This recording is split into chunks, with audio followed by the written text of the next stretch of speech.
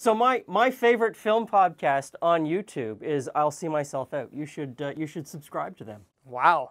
That's probably the best plug we've ever had. My favorite segment on your show is the when you're making the mixed drinks. That's drinking before noon. I start out here at like 8 in the morning, and I'm 6 cocktails in before lunchtime. After 9. I shoot about a dozen of those in a day. And so I try to put them out in an unordered sequence so people can't tell that I'm getting drunker and drunker and drunker and drunker and then snapping back to...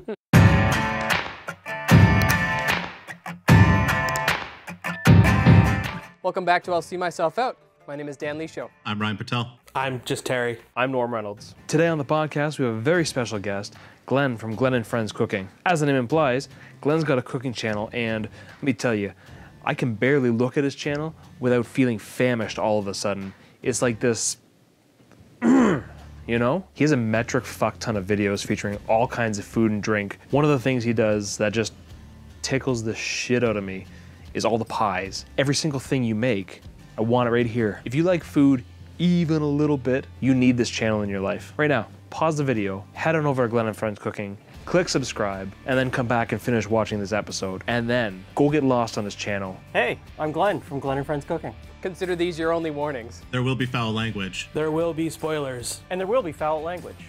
That motherfucker stole my line. This week we watched The Life Aquatic with Steve Zissou. This is basically one of my all-time favorite movies. It's always top 3 for me. Last night was kind of special as well because Sarah sat down and watched it with me. I feel like it gave her insights into why I'm so weird. The first part of the movie that made me laugh was when he's introducing the crew and he's talking about Klaus, which, by the way, my favorite character in the entire movie. He goes, Klaus, calm, collected, German. I think he's like might be the only one that he calls attention to his, heritage. It's pretty ridiculous. It's definitely a movie centered around strange characters having even stranger conversations with each other. I grew up watching a lot of the Jacques Cousteau documentaries, and they do a very good job in kind of depicting his exuberance and how he kind of they do try to satirize the way he does his filming, which it is entertaining in that regard. I do have to say Klaus is my favorite character in the entire movie because it's very much William Dafoe plays everything so golden, and it's just funny in his simplicity. He plays such a different character than I'm used to seeing him in as a character. I mean, one of my favorite scenes to go into about the film is later on in the film when they go to rescue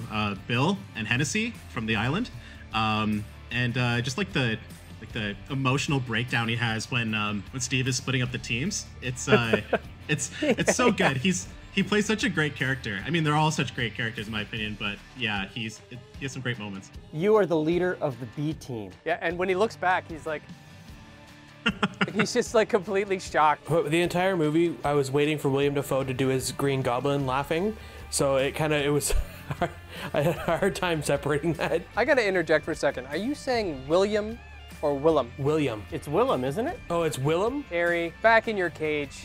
Oh.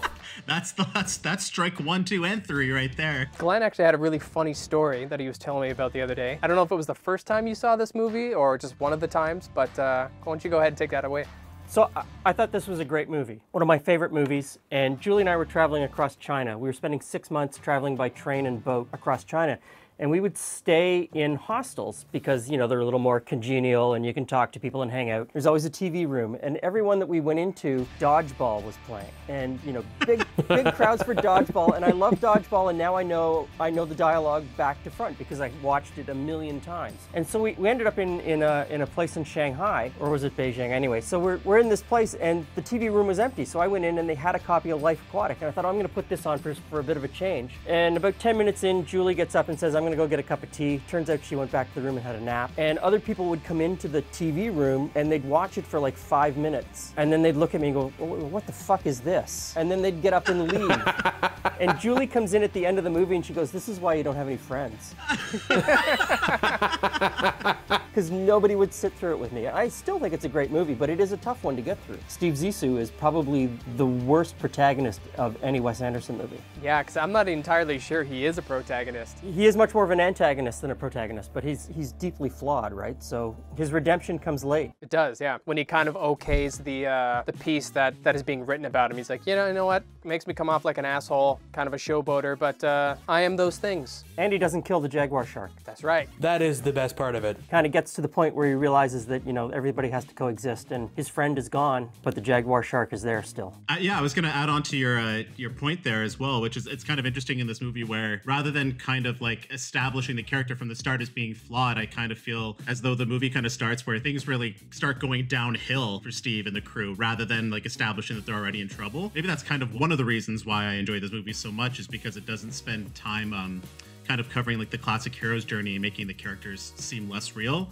They're all kind of flawed and strange in their own way, especially Steve. I came into the movie kind of going, okay, you know, sit down with an open mind and watch it. And I have to say, I was very impressed with the dollhouse effect when they're kind of introducing the boat. And I felt they could have used that more, but the entire time they're talking about the albino dolphins that kind of search underneath the boat. I'm like, oh my God, this is like owning a dog who doesn't want to do anything for you. Well, it's definitely funny because the only other time they really come up in the film is when Steve is walking down the hallway and sees the footage from their head cams with Ned and Jane making out and like hooking up. The rest of the time, they're just kind of like set pieces, which is kind of funny. I do like that dollhouse piece with the boat. That's like classic Wes Anderson that I don't think this movie had enough of. Those classic sort of shots that he does. That walk and talk is something that I adore in all of his films, but that was really the only instance of it in this movie. I loved as well Klaus with all the interactions and like the subtle way that he treated Steve like his father, like how defensive he was with Ned. Very specifically, one of my favorite spots that involved that kind of interaction was the first confrontation you had with Ned, where they're on the pier and then he slaps Ned. The part that I loved the most was when he's walking away and Ned called back. He's like, hey, you ever lay hands on me again, I'm gonna kick your teeth in. Klaus turns around and is just like, not if I see you first, Sonny. And then as he's walking down the pier, he gets like halfway down and then just turns back around to double check that he's not like chasing him. I think that like encapsulates what makes his character so funny altogether, is because his character's like so strong and confrontational, but he's so sensitive about every little thing. The second half of that confrontation, when he slaps him across the face, Ned comes up to him in the hallway, just gives him a wallop. And he goes, why did you do that? He's like, I owed you one. But you gave me a warning. He almost starts crying. He's literally got tears in his eyes. Another great character from the movie for me was Captain Alistair Hennessy. Is just such an out of left field character. He's so bizarre. And when he shows up in the movie, like he always adds the weirdest air to just like every scene he's in. Like that awkward hug near the end. He's like, we never made good husbands, did we? He's like, well then again, I am half gay. Zizu responds with, I think everyone is. And then he just like reaches in for a hug. In the opening scene where they're at the theater, they come out of the theater and Zissou is standing in the lobby and he's watching a screen of an interview with him and Esteban. And he goes in and he touches the screen and there's that spark. Yeah. And it's kind of that moment where you can tell that Zissou has lost something bigger than just his friend. And you start to realize that not only has he lost his friend, he's lost his crew. They no longer believe in him. And he no longer believes in himself. And he doesn't get that back until, you know, the third act. So much of this film seems like a larger discussion about Steve coming to terms with death. There's so many parts of the film where like it really does involve death, and the death of Esteban is it seems to like kind of set him off on like a totally different path as a character. There's that scene when they're on the island rescue and he falls down the stairs and he's laying on the floor and he's like, no, roll and let everybody see what an old man I am, and that I'm useless and that I'm past it. And it's kind of like he is so defeated at that point that, you know, he's got nowhere else to go. He's got to come back up. It's kind of funny too, as a lead onto that scene, instead of getting up and talking to Ned, he rolls over on his side and invites Ned down to his level to talk to him about his nickname. That's the other thing I love about that dynamic between Ned and Zizu. When he goes over like the intercom, he's like, hey, Zizu, you think it'd be okay if I called you Dad in this scene? And he's like, no, why? The dynamic between the characters is pretty hilarious. Another character who really kind of helps bring out even funnier sides of Steve is Eleanor. She's got to be the driest, no bullshit character, but she's also like somehow more sensitive than Steve, which is still funny. The other like super great scene when their whole ship gets taken over by the pirates.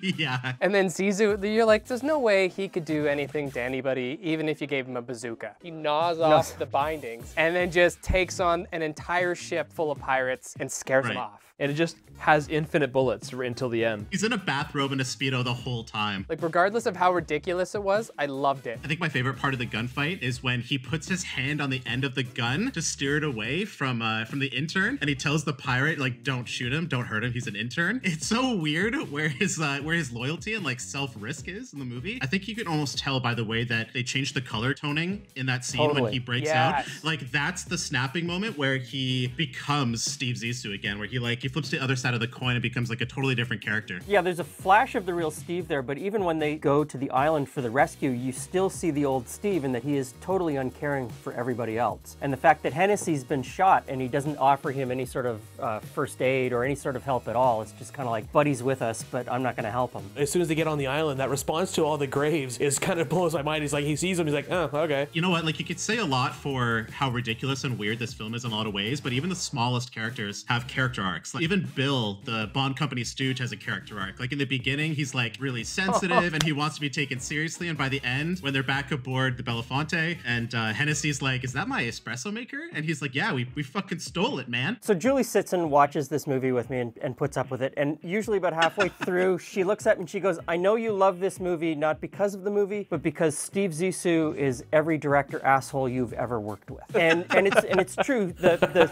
Zissou character through most of the movie is that director diva that I've had to put up with, you know, my entire career, who only sees himself, who only thinks about his film but not about the crew, who only thinks about the money he's going to make from it or the fame it's going to bring him. And I wonder if that's something that Wes Anderson put into the character.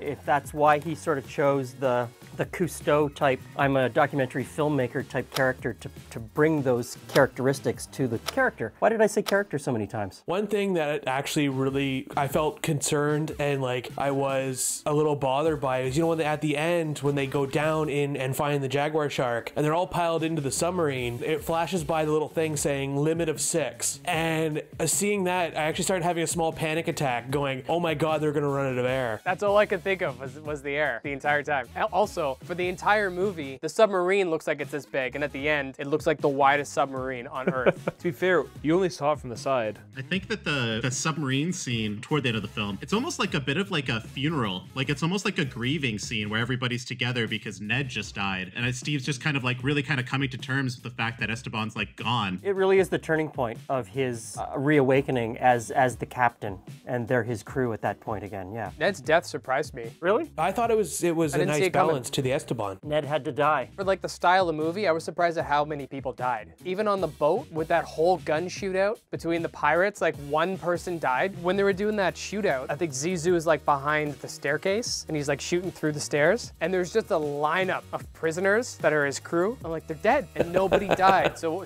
after seeing a scene like that, I just figured nobody else is gonna die in this movie. Maybe Glenn would agree with me on this one, but I think that might actually be a more accurate depiction of how people handle firearms compared to the John Wick style of action that we're used to seeing. I'm not so sure. Not so sure everybody's gonna connect when they pull the trigger. I just thought it was funny that there is a room full of, say, what, 10 pirates, all shooting at the doorway, and he's just standing blank, open, and then nobody hitting him. I figured the odds are at least something was gonna graze him. I don't want to get too sciencey on you here, but like when you take into account like the Coriolis effect and the gravitational effect of the bullets plus air pressure.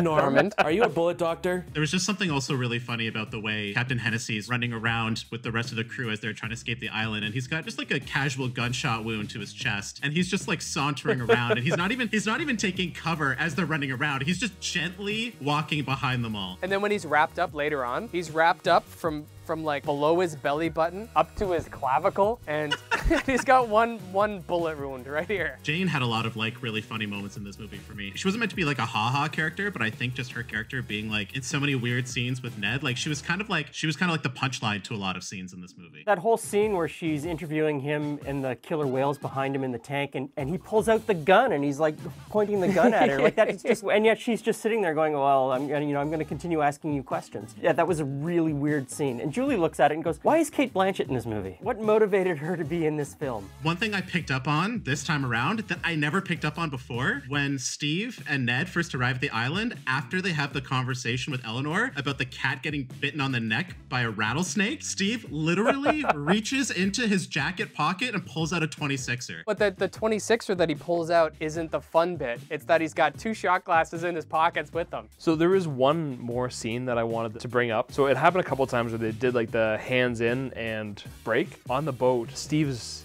getting Ned to do it with him to like, you know, like we're still in this together kind of thing. But Klaus is like way in the back of the hall. Steve and Ned put their hands together, and then like you can see Klaus like pretending he's part of it too, like way in the back. And as they break, he breaks, and that's the whole thing. But that was probably the funniest moment in the movie to me. That's part of a Wes Anderson movie that I thought was missing from this, is that how he makes action crazier as it goes deeper into the frame. So you'll have two people that are static in the foreground, and then just behind them is something that's happening, and behind them it's more and more frantic the farther back you go. But because we were on this boat, I don't think he had the depth in the frame to do that a lot of times. There's that one instance you're talking about there, but there's also one on the island when he's talking to his wife on a balcony, and then you see her instructor.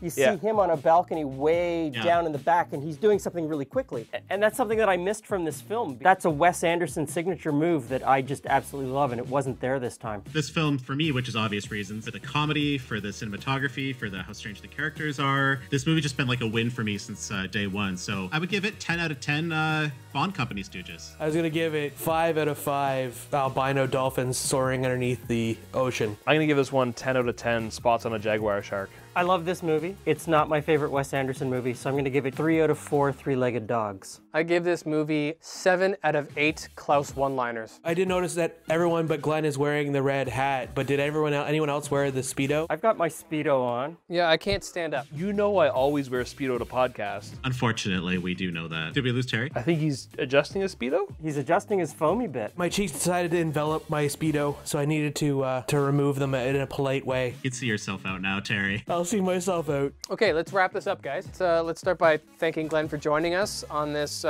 crazy little roller coaster we like to take, you know, every week. Thanks for including me. Film has been my life since, you know, early high school. I worked at a movie theater and then I just transitioned into making them. So I love talking about them. It's been a slice to chat with you again. And you're welcome back on the show anytime. I've got a couple of ideas for movies that you guys won't like. I'm into it. Perfect. Sign us up. Perfect. That's what we're into. I'll throw this out. This isn't a topic idea, but you should watch something. It's a 1966 French film called Playtime. It's all just sort of these choreographed movements of people in Paris going about their day, and it's a soundscape and a choreographed piece. But there's dialogue, but the dialogue is so far in the background that you can't hear it, and you sort of know they're saying something, but you don't know what they're saying, and then it's happening around you. And 2.5 hours later, you're sitting on the couch going, "What the fuck did I just watch? That was great." I was going to say I'd like to thank my sponsors today, which has been Glenlivet and Glenfiddich, which is over there. I don't want to get it. They didn't actually sponsor this video, but they did help make it better. Want to give a thanks to Brock Street Espresso. Even though we're not there today, we know we would be if we could. They make some killer coffee and they deliver. So, I mean, what are you waiting for? Shout out to another one of our sponsors, Man Antler, for delivering beer Ontario-wide, is it, Norm? It is. Ontario-wide, for keeping us moist all over the province. Cheers, guys. Next time on I'll See Myself Out, Indiana Jones quotes. If you like what you saw here, there's the button down below. Subscribe, like, comment. Tell us what you liked about it, hated about it. Maybe you would like to share your favorite scene. Just let us know. That would be wonderful. Everyone should subscribe to this podcast so that these guys can get one of these plaques. I'm going to one-up you, Glenn. We're racing you to the next level. 1 million? You're going to beat me to 1 million? We're going to race you. Loser has to buy Doers 25, and we'll all split it. Okay, I'm down with that. So when are we buying that? As soon as Glenn hits 1 million.